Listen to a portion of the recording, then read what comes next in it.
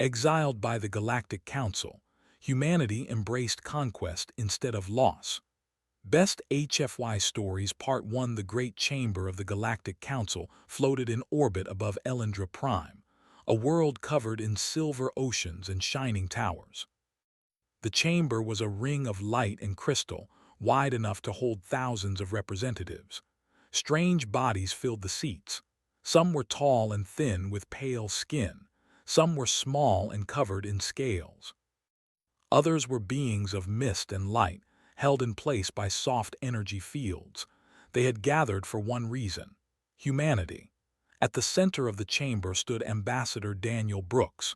He wore a simple dark uniform with a small silver earth pin to his chest. He kept his hands behind his back so no one would see them shake. He had known this day might come. He had prepared speeches and arguments, but as he looked around at the cold faces, he felt a heavy weight in his chest. High Counselor Varix, a tall figure with 4 glowing eyes, rose from his seat. His voice echoed through the chamber without anger or warmth. Humanity has grown beyond its limits. Humanity expands without pause. Humanity adapts too quickly. This creates instability. Daniel lifted his chin. "We followed every trade rule," he said calmly. "We honored every treaty." "You honored the words," Varix replied, "not the spirit." Murmurs spread through the chamber. Images appeared in the air above Daniel, maps of star systems. Lines showing human colonies spreading outward from the Sol system. Red markers showed military bases built near contested regions. Human ships were faster than most Council vessels. Human weapons were simple but powerful. Human factories could produce fleets at a speed no one expected. None of this broke the law, but it frightened the Council. In a distant seat, Commander Olivia Grant watched with tight lips. She wore the uniform of the Human Defense Fleet. She had come only as security, but she understood politics well enough. Fear was stronger than facts. "The Council has reached a decision," Varix said. The chamber fell silent. "Humanity is hereby exiled from Council space. All colonies beyond the Sol system will be seized. All trade rights are revoked. Any human vessel found within Council territory after 30 cycles will be destroyed." The words felt like cold metal. Daniel did not speak at once. He let the silence stretch. He wanted them to see that he was not broken. "You are making a mistake," he said at last. "The decision is final." Olivia stepped forward slightly, but Daniel gave a small shake of his head. This was not the place for anger. Lights dimmed around the chamber. The decree was sealed. Humanity had been cast out. Far away in the Sol system, news traveled at the speed of quantum relay. On Earth, people stopped in streets and offices as screens lit up with emergency broadcasts. President Ethan Cole appeared before the world from a simple podium. He did not shout. He did not cry. "Today," he said, "the Galactic Council has chosen to exile humanity from their territory. We have 30 cycles to withdraw our people from all outer colonies." The word exile echoed across cities and farms. In schools, children asked their teachers what it meant. In factories, workers stared at each other in silence. In orbit above Mars, Admiral Mason Clark watched the president's speech from the bridge of the flagship Horizon Dawn. The bridge was quiet except for the hum of systems. "Orders, sir?" asked Lieutenant Kyle Ross. Mason did not answer right away. He was a broad man with gray in his beard and tired eyes. He had fought pirates and border wars under Council command. He had believed in unity. "Recall all civilian transports from Council sectors," he said at last. "Send escorts." "Full protection." "Yes, sir." On Luna Base, General Ryan Brooks stood in a strategy room carved into rock beneath the surface. Holographic maps filled the air. Red icons now blinked over former human colonies. "They think we will beg," Ryan muttered. Beside him stood Senator Ava Morgan, who had once spent years working for peace inside Council halls. Her voice was soft but firm. "Many on the Council fear us," she said. "They believe we grow too fast." "So they take what we built?" Ryan asked. She did not answer. Days passed. Human transports rushed to evacuate millions from outer systems. Some alien local leaders allowed the evacuations without trouble. Others delayed, hoping to seize equipment and ships. At the edge of former council space, near a trade hub once shared by many species, a human convoy waited for clearance to depart. Commander Olivia Grant now stood on the bridge of her carrier Liberty's Spear. She watched alien patrol ships circle at a distance. "They are scanning our cargo again," said Ensign Clara Hayes. "Let them scan," Olivia replied. "We are leaving. That is what they wanted." But tension filled the void. On the colony world of New Horizon, families packed what little they could carry. Fields of grain waved under a blue sky that would soon belong to another flag. Governor Nathan Cole watched ships lift off from the main spaceport. He had built this colony from dust. Now he was ordered to abandon it. A council cruiser entered orbit early before the 30 cycles ended. Its message was clear: leave now.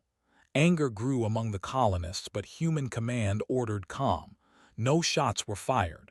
Back in the Sol system, factories shifted from civilian goods to heavy industry. Orbital platforms around Jupiter expanded. Mining operations in the asteroid belt doubled. Dr. Hannah Price, lead scientist at the Gravitic Research Center, received new instructions. "All restrictions from Council Treaty 7 are lifted," her assistant said. Hannah stared at the message. Treaty 7 had limited propulsion experiments beyond certain energy levels. "So they free us," she whispered. Engineer Lucas Bennett grinned slightly. "They just removed the chains." In quiet rooms beneath Earth's oceans, new projects began. Weapons once considered too extreme were studied again. Defensive grids around Earth and Mars were upgraded. Still, no public call for war was made. President Cole met with Admiral Clark, General Ryan Brooks, and Senator Morgan in a secure chamber. "Our people are angry," the president said, "but anger alone is not a plan." "We could strike now," Ryan said. "Their border systems are thinly defended." Ava shook her head. "If we strike now, we prove their fears correct." Mason leaned forward. "They already believe we are dangerous. The question is not how they see us. The question is what future we want." Silence followed. Evacuations continued. In one system, a council patrol attempted to seize a human mining station before the deadline. The miners refused to abandon valuable equipment. A tense standoff lasted hours. Olivia's fleet arrived just in time. Her ships formed a line between the station and the patrol cruisers. "This is still our territory for 12 more cycles," she transmitted calmly. "Stand down." The patrol captain hesitated. Perhaps he feared escalation. Perhaps he respected strength. The cruisers withdrew. Cheers erupted in the mining station control room. Olivia did not cheer. She knew this was only the beginning. On Earth, protests filled some streets. People demanded answers. Others demanded revenge. But many more demanded unity. Old political fights faded as a new reality settled in. The galaxy did not want them, so they would stand alone. Weeks later, the last official human delegation departed Elendra Prime. Daniel Brooks looked back at the shining planet through the viewport of his shuttle. "Any regrets?" asked his aide, Megan Ross. Daniel thought for a moment. "I regret that they never tried to understand us," he said. The shuttle jumped to slipspace, leaving Council territory forever. 30 cycles ended. Council fleets moved into former human systems, expecting empty stations and silent worlds. They found something else. Many stations had been stripped clean. Key systems removed. Data cores wiped. Defensive platforms dismantled but not destroyed. It was as if humanity had planned for exile long before it happened. Reports flowed back to the council chamber. Human infrastructure removal was highly efficient. Resource denial protocols executed. No major resistance encountered. Variks listened without expression. "They retreat in good order," one counselor observed. "They retreat with purpose," another replied. In the Sol system, Admiral Clark stood before a large window overlooking Mars. Shipyards glowed like rings of fire around the red planet. New hulls formed in silent lines. Olivia joined him. All outer colonies accounted for, she reported. Losses were minimal. Minimal, Mason repeated. But not zero, she nodded. Some had refused to leave in time. Some ships had vanished in tense border crossings. Exile had a cost. Do you think they will leave us alone now? She asked. Mason watched a battleship frame rotate slowly in space. No, he said simply. They fear us. Fear does not fade. On Earth, President Cole addressed humanity again. We have been pushed back, he said, but we are not defeated. We will rebuild. We will grow stronger, and we will decide our own future. People listened in homes, ships, and stations. Something changed in their eyes. The hurt remained, but it hardened into resolve. Deep beneath the surface of Luna, General Ryan Brooks studied projections. If humanity focused all production on defense and expansion within Sol, they could become untouchable in a decade. If they went further, they could project power beyond former borders. Senator Ava Morgan walked through the halls of the lunar base later that night. She paused before a viewport showing the Earth hanging in black space. They could have been our partners, she whispered. Behind her, Ryan's voice was steady. Now they will be our rivals. In the dark beyond Pluto, a small human probe activated. It was not part of any public mission. It carried advanced sensors and a new drive prototype built by Hannah and Lucas. Its course pointed toward a former Council trade corridor. Humanity was no longer bound by Council limits. They had been cut loose. In the Council chamber above Elendra Prime, Varix received the final confirmation that all human ships had withdrawn. Then it is finished, a counselor said. Varix looked at the star map where human territory had once been marked. No, he replied quietly, it is beginning.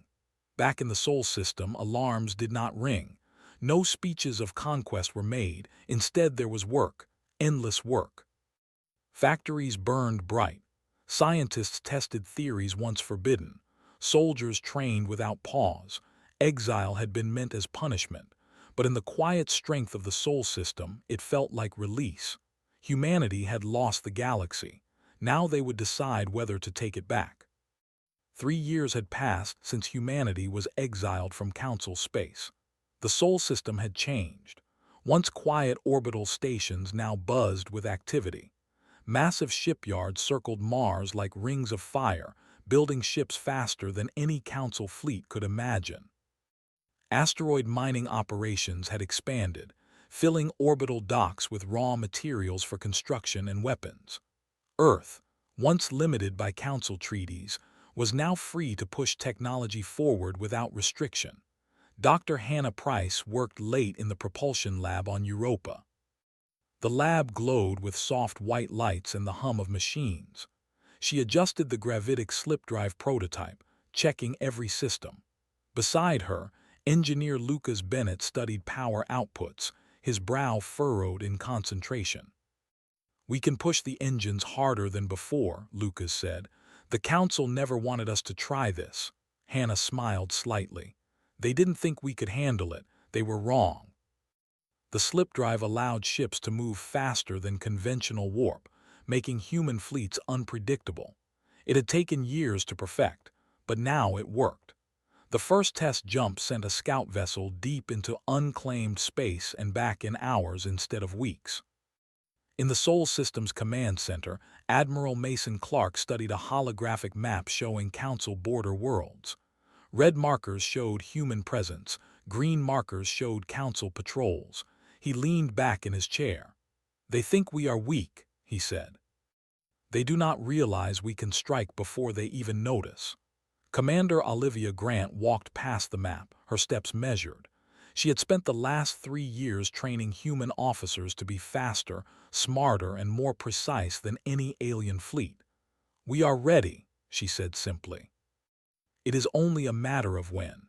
General Ryan Brooks, standing nearby, tapped a section of the map. Our models show their border patrols are stretched thin. A small fleet could take key systems without a fight.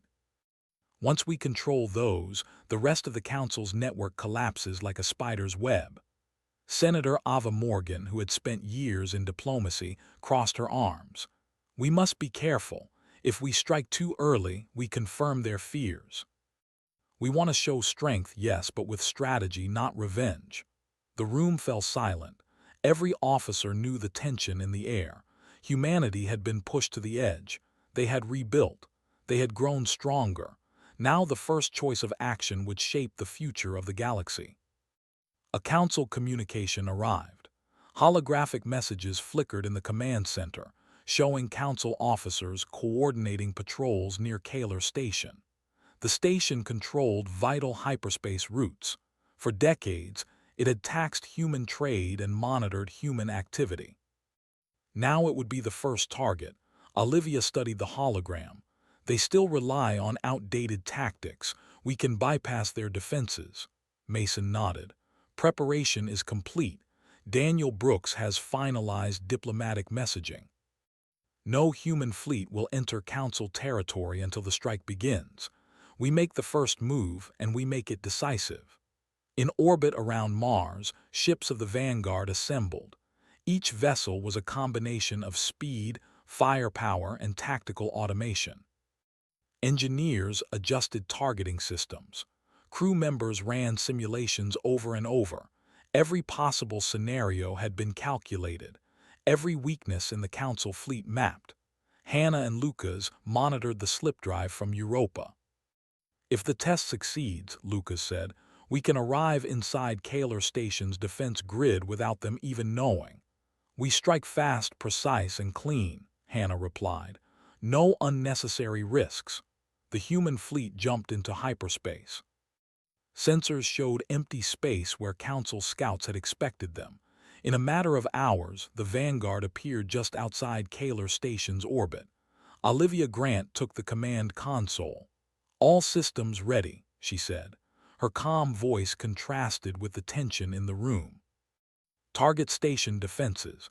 Begin disabling shields and weapon arrays. The fleet moved with precision. Laser strikes, guided missiles, and electronic disruption hit the station simultaneously. Automated defense turrets fell one by one.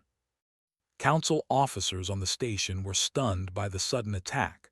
They had expected a warning, a negotiation, anything but a full human assault. Boarders led by Captain Noah Parker moved in. They wore light armor and carried compact energy weapons. In minutes, they secured the station's command spire. Alarms blared, but human teams were already inside, controlling key systems. Station secured, Noah reported. No casualties among boarding teams. Council officers detained. Olivia transmitted the message to Admiral Clark. Kaler Station is under our control. Defenses neutralized. Across the Sol system, Earth celebrated quietly. News of the strike was classified, but every human in the fleet understood what had happened. The first offensive against the Council had been successful. Humanity was no longer only defending itself, they were taking control. Council worlds reacted slowly at first. Messages of alarm were sent, fleets scrambled. But the humans had planned for this. Fleets equipped with slip drives struck faster than the Council could respond. Systems that had once monitored and taxed humans now fell under human control. In a Council counselor's chamber on Elendra Prime, the alien leaders panicked. How did they reach Kaler Station so fast? One demanded. Our patrols were sufficient. They do not follow the rules we understand, Varric said calmly. His 4 eyes glowed in thought. They act unpredictably. They adapt faster than our calculations. We have underestimated them for decades. Back in the Sol system, General Ryan Brooks watched fleet reports. Simulations predicted a domino effect. Once border systems fell, Council coordination would crumble. He tapped the map. We take one system at a time, secure it, then move forward. They cannot stop us if we move faster than their reinforcements can arrive. Senator Ava Morgan prepared communications for recently conquered systems. "We must show these populations that we are not invaders," she said. "We offer protection, technology, and stability. Those who resist alone will fail, but those who cooperate will thrive." The first surrendered council colonies were surprising in their response. Many welcomed human control. After decades of strict council rule, they saw humanity as different. Humans fought but also offered support. They were strong, yes, but fair. Back on Europa, Hannah Price and Lucas Bennett continued testing the slip drive. Each successful jump expanded the fleet's options. Soon, fleets could move across hundreds of light years in hours, outmaneuvering any council strategy. In one hidden outpost near the asteroid belt, President Ethan Cole observed the progress. He spoke quietly to his staff. "We were exiled to weaken us," he said, "but exile made us free. They pushed us into corners and we built weapons, fleets, and technology faster than they imagined. Now it is our choice. We can strike, expand, or defend. We will do all three." Humanity's strikes continued. Council ships, unprepared for speed and tactics unfamiliar to them, fell quickly. Stations and colonies once taxed or restricted were liberated. Some council species resisted, but human coordination, technology, and discipline proved superior. Olivia Grant led a fleet through a particularly dangerous sector filled with asteroid debris and ion storms. Human sensors detected council ambushes before they could act. Ships maneuvered with incredible precision. Not a single human vessel was lost. Captain Noah Parker reported from a captured council station. "We are learning from them," he said. "Every tactic, every protocol, we catalog it. Soon, we will know more about their forces than they do." Senator Ava Morgan prepared diplomatic contacts on newly acquired systems. "We are not here to destroy," she said. "We are here to govern. Some will resent us, some will embrace us. Either way, we are not leaving." Humanity did not pause. Every new system added resources, intelligence, and strategic locations. Earth's shipyards worked day and night, building vessels not just for defense but for offense. Asteroid facilities churned out weapons, drones, and materials for slip drive-equipped fleets. In council chambers, panic grew. Fleets moved too slowly. Defenses were inadequate. Counselors argued, blaming each other for decades of underestimating humans. They had expected fear, weakness, or retreat.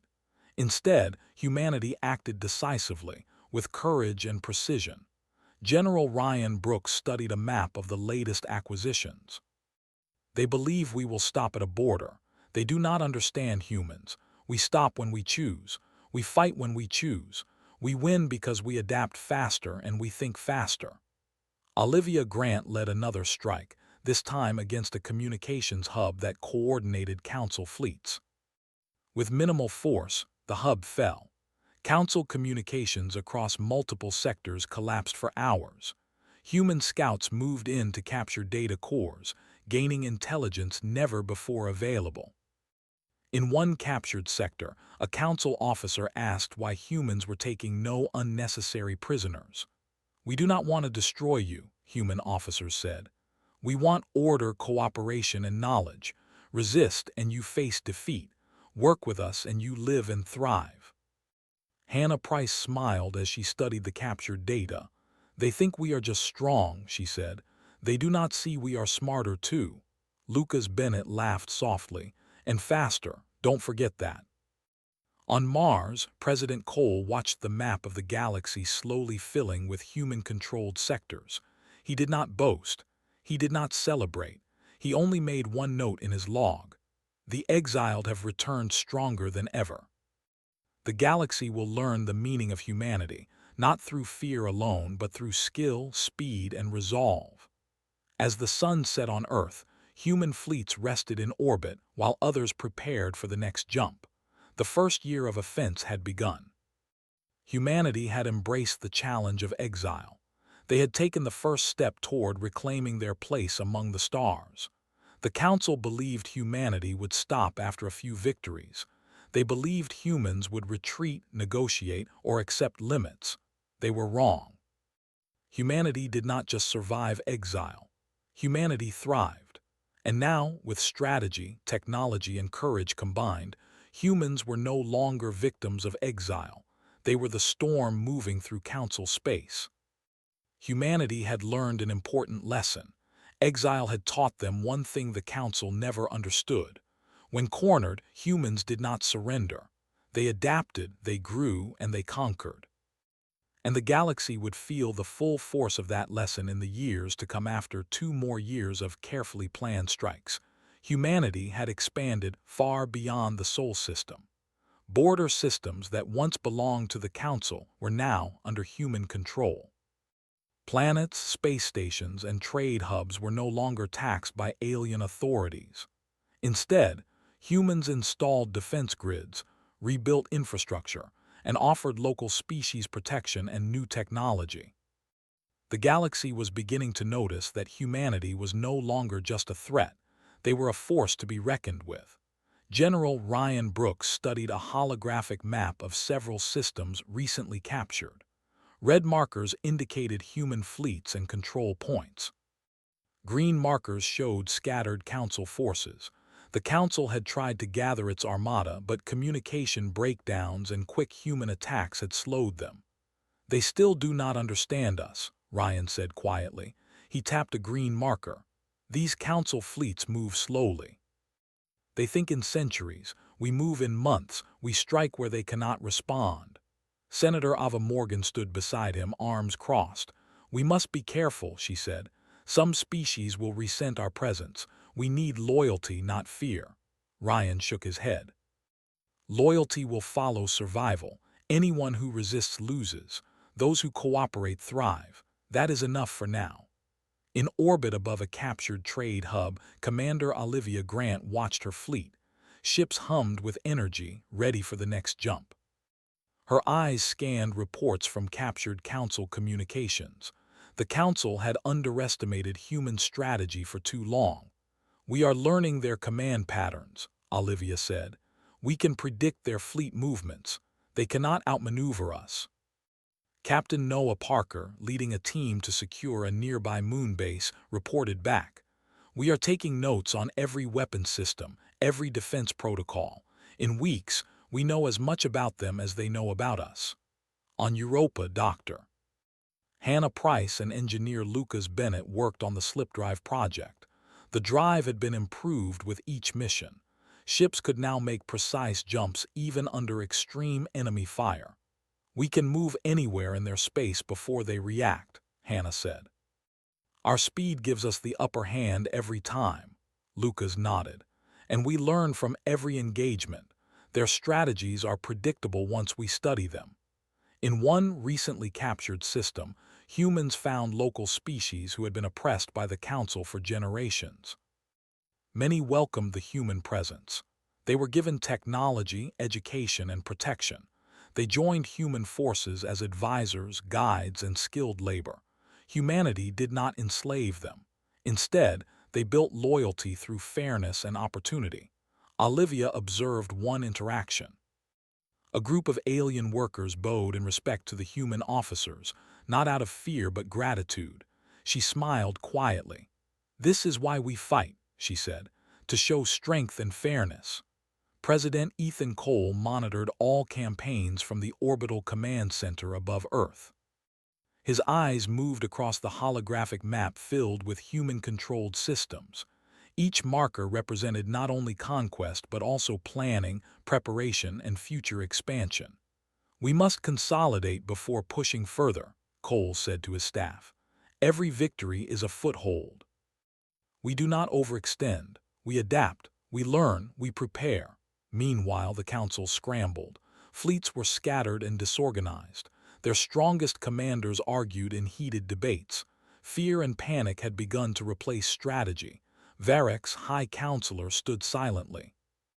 His 4 eyes glowed as he studied the maps. "They adapt faster than we can calculate," he said. "They learn from every mistake we make. We cannot stop them with brute force." Council officers tried ambushes, blockades, and deceptive maneuvers. Each time, humans used slip drives and strategy to bypass or counter them. Few ships were lost. Humans captured some vessels and studied them. Lessons were learned and applied in the next engagements. The Council began to realize they were fighting an enemy that would not quit, an enemy that learned faster than they could plan. In one contested system, General Ryan Brooks led a landing operation on a Council-controlled planet. Human soldiers moved swiftly, disabling key defense points and securing communication centers. The local population watched as humans fought only when necessary. Infrastructure was repaired rather than destroyed. Council officers were detained, treated fairly, and then used as advisors under strict supervision. "We fight to survive," Ryan said to his officers. "We fight to protect. We fight to teach them that strength must be respected." Captain Noah Parker stood on a hill overlooking the captured city. "They expected us to destroy," he said. "We show them a different way.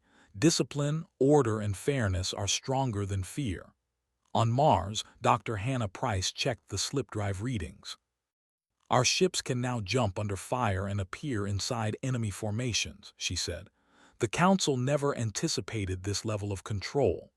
Lucas Bennett added, "And the more we fight, the more data we collect. Our technology grows faster than theirs. We do not just react, we predict."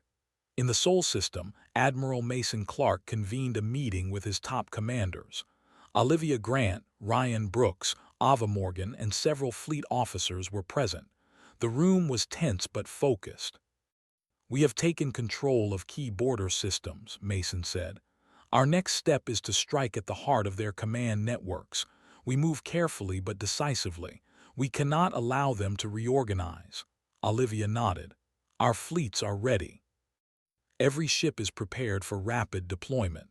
Ryan added, "We continue learning with each encounter. We do not repeat mistakes. The Council will fall behind every time we act." Ava spoke last. "We also offer opportunity to those willing to work with us. Loyalty is stronger than forced obedience. We must remember that even as we advance." In a captured Council sector, humans discovered a hidden data archive containing decades of strategic information. With the data, they could anticipate fleet movements, identify weaknesses, and predict future actions. Human intelligence operations were now more effective than any Council fleet. "Knowledge is our weapon," Olivia said. "Power alone is not enough. We strike where they are weakest, but we hold where they are strong." Captain Noah Parker supervised the transfer of captured technology. Council ships were dismantled or integrated into human fleets. Engineers learned new propulsion techniques, weapon designs, and defensive systems. Humanity's advantage grew every day. In one liberated system, local species who had suffered under Council rule now celebrated human governance. They were provided with education, medical care, and technological guidance. Humanity did not enslave or dominate. Instead, they showed fairness, order, and discipline. Loyalty began to replace fear. President Ethan Cole observed all progress from Earth. He spoke to his staff quietly. "The Council believed exile would weaken us. Instead, it has taught us resilience. It has given us freedom. They do not understand what happens when a cornered species learns to adapt, learn, and grow stronger. We do not just survive. We conquer, not for revenge, but to secure our future." Human fleets moved faster than ever. New slip drive jumps allowed them to appear suddenly in multiple locations, disrupting Council communications. Stations fell before reinforcements could arrive. Council fleets tried to counterattack, but human speed, strategy, and adaptability were overwhelming. In one corner of captured space, a Council officer spoke in disbelief. "How do they always appear where we least expect? Our calculations are useless." Varex's glowing eyes were fixed on the main galactic map. "They are no ordinary species," he said. "They do not fight like others. They adapt, they learn, they survive, and now they grow stronger every day." Back in Seoul, General Ryan Brooks prepared plans for the next offensive. He studied holographic projections of Council fleet formations and planetary defenses. Each move had been predicted and countered in simulations. Humans were ready. Olivia Grant led a rapid deployment fleet to a key hyperspace junction. Council reinforcements arrived late. Human ships used slip-drive jumps to bypass defenses and cut off escape routes. The battle was decisive. Humans lost very few ships while gaining a critical advantage in coordination and territory. Captain Noah Parker oversaw the integration of the newly captured systems. Infrastructure was repaired, colonies stabilized, and defense grids installed. Human forces continued to train local species in fleet operations and maintenance. In the Seoul Command Center, President Cole spoke quietly, "We are showing the galaxy a new path. We are strong, disciplined, and fair. Exile did not break us. It made us stronger, faster, and smarter. The Council underestimated human resilience. They will regret it." In orbit above Mars, Admiral Mason Clark looked out at the expanding fleet. Ships of all sizes glinted in the sunlight. The work was far from over. Every day brought new challenges, new territories, and new lessons. Olivia stood beside him. "They believe they can stop us," she said. "They cannot," Mason replied. "They have already lost, not because they were defeated in battle, but because they cannot predict us. We learn faster, move faster, and act with precision. They underestimated humanity, and that is their greatest mistake." Humanity had changed.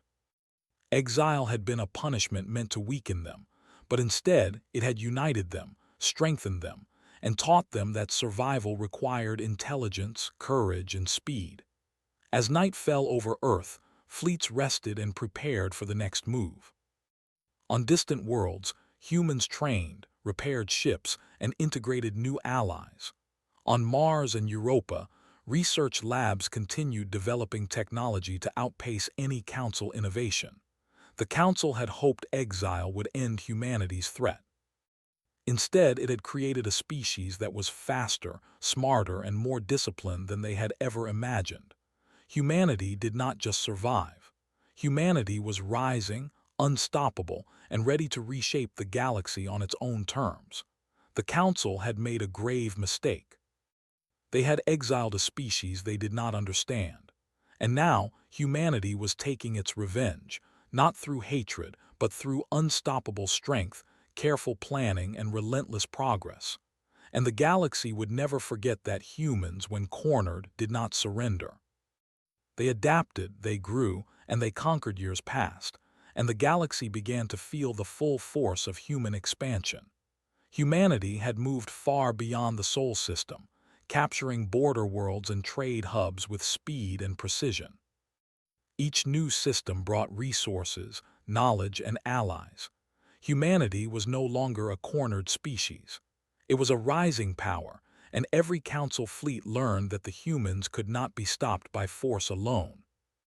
President Ethan Cole watched a holographic map of the galaxy from the Orbital Command Center above Earth. Red markers now dotted systems previously under Council control. Green markers showed scattered Council fleets, too slow to respond to human movements. Cole did not smile or celebrate. He knew this was only the beginning. "We are not done," he said quietly to his staff. "Our people are united. Our fleets are stronger than ever. Our allies trust us. Now we must shape the galaxy, not through fear, but through order and opportunity." Admiral Mason Clark walked past the map, nodding. "Our fleets are ready for the next wave. We move where they least expect, strike where they are weakest, and hold where they are strongest." Commander Olivia Grant adjusted her position at the tactical console. Her voice was calm but firm. "Our slip-drive technology allows us to strike at multiple sectors almost simultaneously. We control the flow of battle. The Council will always react to us, never lead." General Ryan Brooks studied a captured Council base on a small moon. Human soldiers trained local species to maintain defenses, repair ships, and manage communications. Every victory increased human influence without destroying infrastructure. Every conquered sector became part of a network that strengthened the fleet and economy. "We are building more than territory," Ryan said. "We are building stability, order, and loyalty. The Council may control the past, but we control the future." Senator Ava Morgan communicated with new allies in the outer systems. She offered them protection, technology, and representation in human-led governance. Many Council species, long oppressed or frustrated, now look to humans as liberators. She made it clear: resist and face defeat, cooperate and thrive. In one recently captured trade corridor, Captain Noah Parker oversaw the integration of a Council logistics hub. Every shipyard, supply depot, and communications center was assessed and either upgraded or modified to human standards. Humans learned from Council technology, integrating it with their own designs. Fleets became faster, more efficient, and harder to predict. "We do not just copy," Parker said. "We improve. Every system we capture makes us stronger." Dr. Hannah Price and engineer Lucas Bennett continued improving the slip drive. Each upgrade allowed fleets to jump farther, faster, and with more precision. Council fleets could not anticipate human movements, and by the time they tried to respond, humans had already secured the next target. "Our advantage grows with every jump," Hannah said. "The Council never imagined this speed or coordination." Lucas nodded. "And every engagement teaches us more. We are not just strong. We are smart, adaptive, and relentless." In the heart of the galaxy, Elendra Prime, Council leaders struggled to coordinate what remained of their fleets. Panic and distrust spread. Fleets moved too slowly, communication lines broke, and orders were ignored or delayed. Council species argued and blamed each other for decades of underestimating humanity. Varix, High Counselor, observed the maps in silence. His 4 eyes glowed faintly. "They are not just strong," he said quietly. "They are disciplined, strategic, and united. We cannot calculate their next move because they do not fight like us. We cannot match them with brute force. We can only react." Meanwhile, humanity's fleets moved to the next strategic objective: the Council's main communications hub at Virelian Reach. This hub coordinated hundreds of Council fleets and controlled hyperspace lanes connecting the heart of Council space. If humanity could seize it, the Council's power would collapse. Admiral Mason Clark coordinated the assault from Sol orbit. All units moved to jump coordinates. Maintain stealth. We strike fast and precise. Remember, our goal is control, not destruction. Minimize casualties and infrastructure loss. Olivia Grant led the main strike fleet. Ships jumped in rapid succession, appearing suddenly near the nebula. Council defenses were caught off guard. Automated turrets fired, but human ships moved too fast. Energy shields were disrupted, weapons disabled, and slip-drive-equipped attack vessels bypassed most defenses entirely. Captain Noah Parker led boarding teams to the command stations. They moved through corridors with precision, neutralizing threats and securing Council officers without unnecessary conflict. The hub was theirs in hours, not days. "Command center secure," Parker reported. "We control communications for the entire sector." With the hub under human control, Council fleets became disorganized. Ships moved blindly, without coordination, and were easily intercepted by human forces. Humanity's expansion accelerated. Systems previously thought secure were now vulnerable. Council worlds faced the reality that their power had been broken. President Cole addressed humanity from Earth. "We do not strike to destroy," he said. "We strike to show that we are capable, disciplined, and fair. We offer order where there was chaos, protection where there was fear, and opportunity where there was oppression. We were exiled to weaken us. Instead, we have grown stronger than ever." In a Council sector, a captured officer spoke quietly to a colleague. "They do not act like any species we have faced. They learn from every engagement. They improve constantly. We cannot predict them. Varix, High Counselor, closed his eyes. We have created a problem we cannot contain. Humanity is no longer a threat we can measure. They are a force that shapes reality itself. Back in human-controlled space, General Ryan Brooks reviewed future targets. Planets, trade hubs, and communication networks were prioritized. Every step was planned, every move calculated. Humanity did not strike blindly. Each victory built the next. Olivia Grant watched her fleet prepare for the next jump.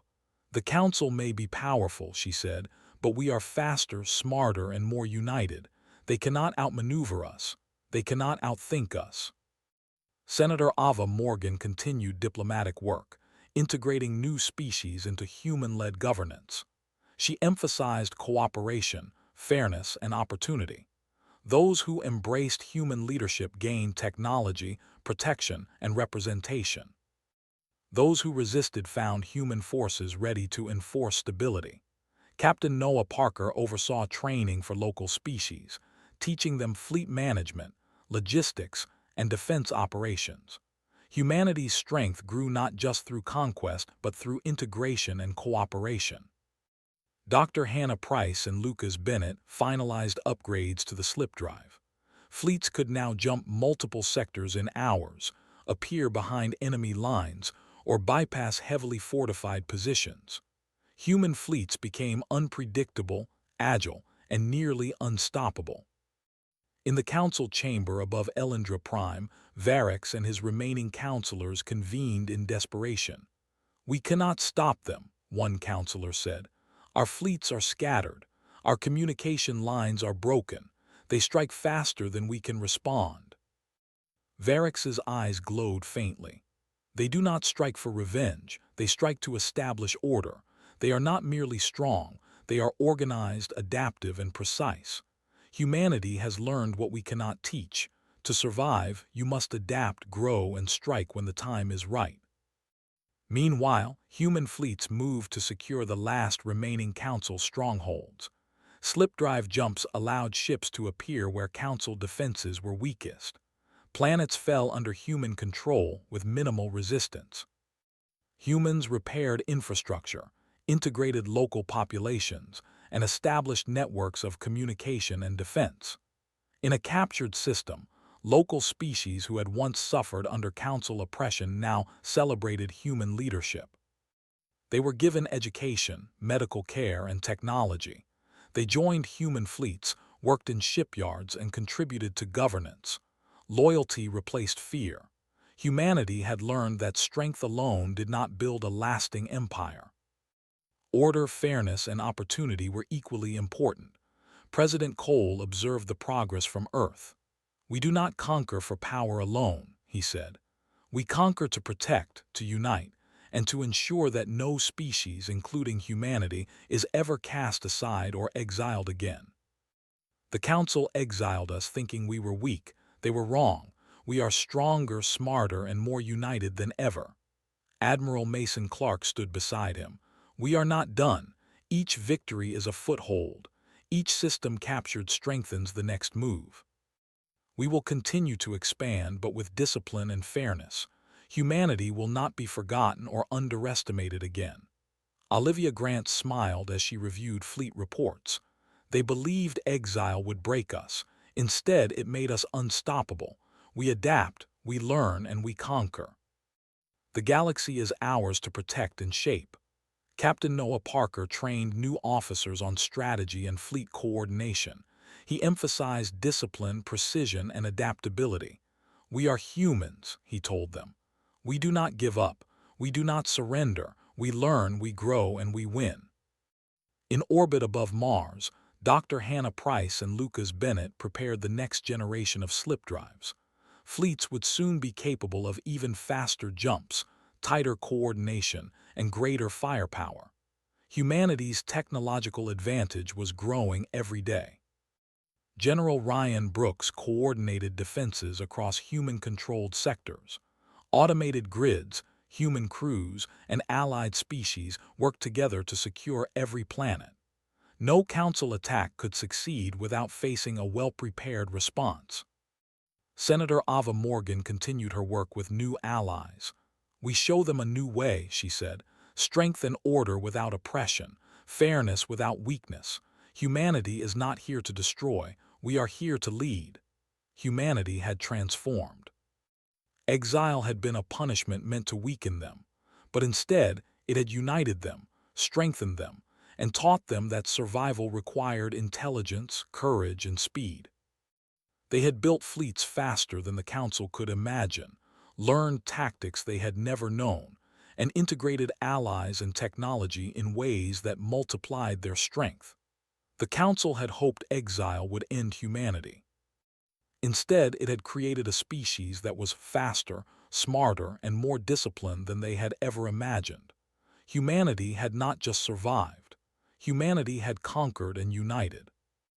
And as the galaxy adjusted to the new reality, it became clear that the exiled species had become the architects of the future. The stars now carried the signature of human ships. The Council had underestimated a species they did not understand.